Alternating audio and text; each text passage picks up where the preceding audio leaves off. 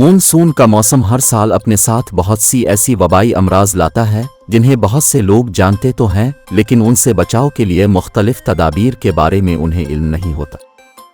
ये बात सबके इल्म में है कि जब भी बारिशों का मौसम आता है तो मुख्तलिफ बीमारियां सर उठा लेती हैं।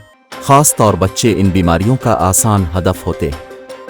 बच्चों को उन फैलने वाली बीमारियों से कैसे बचाया जाए, इस हवाले से माहिर अमराज अतफाल डॉक्टर आतिफ मंसूर ने चंद एहतियाती तदाबीर और इलाज से आगाह किया। उन्होंने बताया कि बारिश के बाद चूंकि गंदगी बहुत ज़्यादा हो जाती है जो उन बीमारियों का सबसे बड़ा सबब है, और बारिश के मौसम में डायरिया, टाइफाइड और डेंगू, मलेरिया भी बहुत तेज़ी से फैलते हैं। डॉक्टर आतिफ ने कहा कि अगर बच्चे को बुखार हो गया है तो उसे पैरासिटामोल दें और 2 दिन तक इस बात पर गहरी नज़र रखें कि बुखार उतरा या नहीं। अगर बुखार नहीं उतरे तो फौरी तौर पर डॉक्टर से रुजू करें।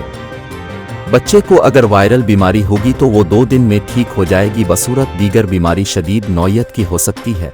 उन्होंने बताया कि बच्चे को अगर डायरिया हो जाए तो उसे सिर्फ ORS का पानी पिलाना है और कोई दवा नहीं देनी, और अलामात ख़त्म ना हो तो फ़ौरन डॉक्टर से मशवरा करें।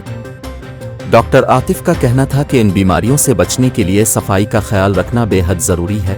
बच्चों को खाना खाने से पहले, बाद में और बाथरूम के इस्तेमाल के बाद अच्छी तरह हाथ धोने की आदत लाजमी डालें।